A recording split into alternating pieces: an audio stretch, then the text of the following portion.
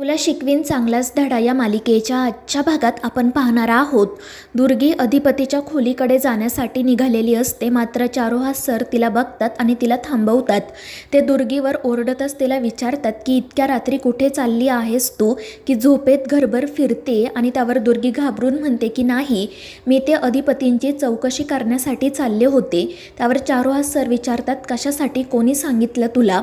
तर दुर्गी म्हणते ताईने सांगितलं, अधिपतींच्या पायाला जखम झाली आहे ना, त्यामुळे त्यांना काही हवं नको हे मी बघायला आले होते, त्यांची चौकशी करायला आले होते. त्यावर चारोहा सर म्हणतात की ही काय वेळ आहे का त्याची चौकशी करायची, आधीच त्याच्या पायाला एवढी मोठी जखम झाली आहे आणि तू आत्ता चौकशी करायला आल्यावर त्याला त्रास होणार नाही का, त्याला आरामाची गरज आहे एवढं सुद्धा कळत नाही का. आणि ते ऐकून दुर्गी घाबरते, पण त्यानंतर ती चारोहा सरांनाच विचारते पण एवढ्या रात्री तुम्ही इथे काय करताय.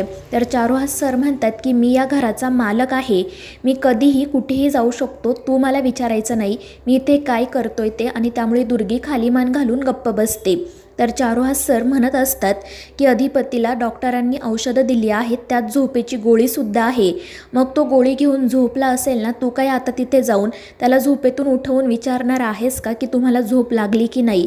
आणि त्यावर दुर्गी म्हणते की मी तर या गोष्टीचा विचार केलाच नव्हता, पण आता ताईला काय सांगू. तर चारोहा सर म्हणतात की आता तुला तुझ्या ताईचीसुद्धा झोपमोड करायची आहे का, उठवू का मी तिला. मात्र त्यावर दुर्गी घाबरून म्हणते की नाही नाही, आणि मग ती तेथून निघून जाते. तर चारोहा सरसुद्धा सुटकेचा निश्वास सोडतात आणि तेथून जातात.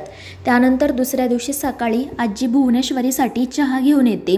भुवनेश्वरी तिला विचारत असते की सुनबाईंना रात्री नीट झोप लागली ना, त्यांनी अधिपतींना भेटण्याचा हट्ट तर केला नाही ना. आणि त्यावर आजी सांगतात की नाही, ती रात्रभर खोलीतच होती. आणि मग तितक्यात दुर्गी त्या ठिकाणी येते. ती उगाच भुवनेश्वरीला सांगत असते की सुनबाई कशी काय अधिपतींना भेटेन, कारण रात्रभर मी अधिपतींच्या दरवाजाबाहेरच उभी होते. आणि त्यावर भुवनेश्वरी विचारते पण तुला हे सगळं करायला कोणी सांगितलं. आणि त्यावर दुर्गी म्हणते की तूच. तर भुवनेश्वरी म्हणते मी तुला नाही तर चंचीला हे काम सांगितलं होतं. त्यामुळे दुर्गी घाबरून म्हणते की चंचीच हे काम करत होती, मी फक्त तिच्याजवळ उभी होते, खरं तर माझी पोरगीसुद्धा रात्रभर झोपली नाही ग. मग ती भुवनेश्वरीला म्हणते की त्या मास्तरनीला अशी शिक्षा द्यायला हवी, आता तू तिला अजिबात सोडू नको. मात्र भुवनेश्वरी तिला पुढे काही बोलू देत नाही आणि तिला तेथून जायला सांगते. तर आजी भुवनेश्वरीला समजावत असतात की आता सुनबाईला मिळाली तेवढी शिक्षा बास झाली. मात्र भुवनेश्वरी काही ऐकत नाही. ती म्हणते की मला फक्त एवढंच बघायचं आहे, सुनबाई आम्ही दिलेल्या शिक्षेचं नीट पालन करत आहेत की नाही, ही त्यांची परीक्षा आहे. तर दुसरीकडे अक्षरा अजून अधिपतीच्या खोलीतच असते. ती रात्रभर अधिपतीजवळ थांबल्याने त्याला खूप आनंद झालेला असतो आणि मग तो पुन्हा डान्स करायला सुरुवात करतो. मात्र अक्षरा त्याला समजावते आणि मग त्यानंतर ती अधिपतीला सांगते की आता मला जायला हवं, रात्री इथे कसा डोळा लागला मलाच माझं कळलं नाही.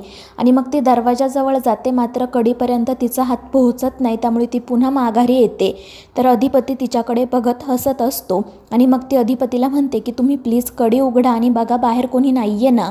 मात्र त्याच वेळी त्यांना दुर्गीचा आवाज येतो. दुर्गी त्या ठिकाणीच आलेली असते, त्यामुळे अक्षरा आणि अधिपती घाबरतात आणि मग अक्षरा दरवाजाच्या पाठीमागेच लपते. तर अधिपती दरवाजा उघडतो. दुर्गी पटकन आतमध्ये जाण्यासाठी निघते, पण अधिपती तिला थांबवतो आणि तो दुर्गीला विचारत असतो की सकाळी सकाळी तू इथे काय करते. तर दुर्गी त्याला सांगते की मला ताईनेच इथे पाठवलंय, तुम्ही झोपेतून उठलात की नाही ते बघायला, आणि आता ताईसुद्धा इथे येणार आहे तुमच्यासाठी चहा नाश्ता घेऊन.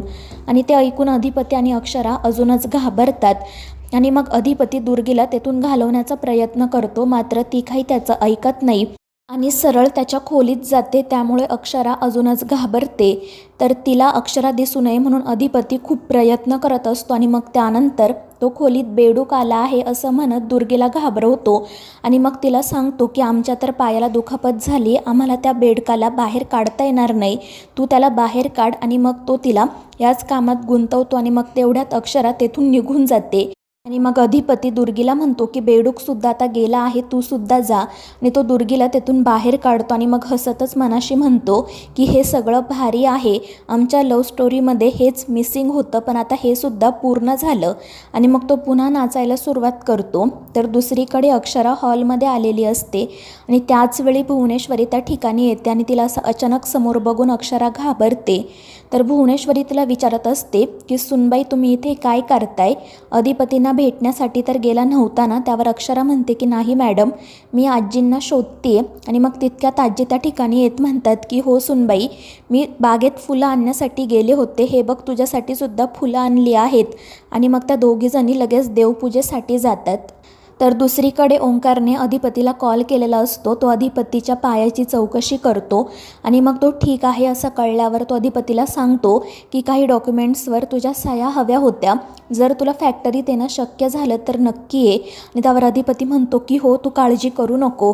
पण तितक्यात भुवनेश्वरी त्या ठिकाणी येते आणि ती अधिपतीला सांगते की तुम्ही कुठेही जायचं नाही, 2-3 दिवस फक्त आराम करायचा. आणि मग त्यानंतर ते दोघेजण अक्षराविषयी बोलतात. भुवनेश्वरी म्हणत असते की तुम्हाला तर माहिती आहे अधिपती, मी सगळ्यांना समान न्याय देते. सुनबाईंकडून चूक झाली म्हणून मी त्यांना शिक्षा दिली आणि सगळ्यात जास्त वाईट आम्हाला या गोष्टीचं वाटलं की आम्ही त्यांना सांगूनसुद्धा त्यांनी आमचं ऐकलं नाही. आणि मग ती सरळ अधिपतीला विचारते की त्या इथे आल्या तर नव्हत्या ना. मात्र अधिपती घाबरतो आणि तो काही उत्तरच देत नाही. आणि मग तितक्यात त्याला ओंकारचा पुन्हा कॉल येतो. मुंबईच्या त्या लोकांना व्हिडिओ कॉन्फरन्सद्वारे मीटिंग करायची असते आणि ते सुद्धा फॅक्टरीमध्ये. त्यामुळे मग अधिपतीला नाईलाजाने फॅक्टरीत जावेच लागते. त्यानंतर मग सरगम भुवनेश्वरीला कॉल करते. ती अधिपतीची चौकशी करते आणि म्हणते की मॅडम, मला सुद्धा त्यांना भेटायचं आहे. तर भुवनेश्वरी म्हणत असते की अधिपती आता घरी नाही तर फॅक्टरीमध्ये आहे, त्यामुळे तुम्हाला त्यांना भेटता येणार नाही. तर सरगम विचारते मग मी त्यांना कॉल करू का. मात्र भुवनेश्वरी सांगते नाही, ते आता मीटिंगमध्ये असतील. आणि मग त्यानंतर सरगम म्हणते ठीक आहे मॅडम, पण मी त्यांची चौकशी केली हे सांगा त्यांना, आणि त्यांचा क्लास कधीपासून सुरू करायचा आहे हे सुद्धा मला कळवा. मात्र भुवनेश्वरी म्हणत असते की क्लास तर सुरू करायचा आहे, पण आता कामाचा व्याप खूप वाढला आहे, अधिपतींना वेळ मिळत नाही, त्यामुळे आपण बघूयात नंतर. आणि ती फोन ठेवून देते. मात्र सरगम म्हणत असते की काही करून लवकरात लवकर अधिपतींचा क्लास सुरू करायलाच हवा. तर मित्रांनो, या मालिकेच्या पुढील भागांच्या अपडेटसाठी आपल्या चॅनेलला सबस्क्राईब करा.